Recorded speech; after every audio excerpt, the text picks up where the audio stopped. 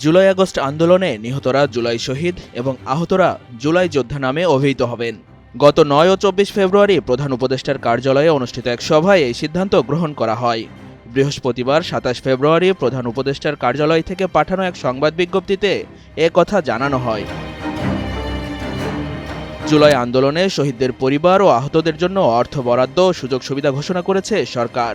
আগামী মার্চ মাস থেকে তা কার্যকর হবে বলে জানিয়েছেন প্রধান উপদেষ্টার প্রেস সচিব শফিকুল আলম। বৃহস্পতিবার ফরেন সার্ভিস একাডেমি মিলনায়তনে এক সংবাদ সম্মেলনে প্রেস সচিব শফিকুল আলম এ তথ্য জানান। তিনি বলেন, জুলাই আগস্টের শহীদদের সংখ্যা এখন পর্যন্ত ৮৩৪ জন। আরও খোঁজা হচ্ছে, কেননা অনেকের এখনও হদিস মেলেনি। শহীদ পরিবারের প্রত্যেককে ৩০ লক্ষ টাকা করে দেয়া হবে।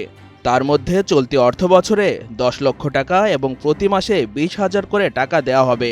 এছাড়া যেসব পরিবারের সামর্থ্য আছে তাদের সরকারি বেসরকারি চাকরির ব্যবস্থা করা হবে। প্রেস সচিব আরও বলেন, আহতদের মধ্যে ৩টি ক্যাটাগরি করা হয়েছে। মেডিকেল বোর্ড কর্তৃক এ ক্যাটাগরি করা হয়েছে। আহত এ ক্যাটাগরিতে রয়েছে ৪৯৩ জন। তাদের এককালীন ৫ লক্ষ টাকা করে দেয়া হবে।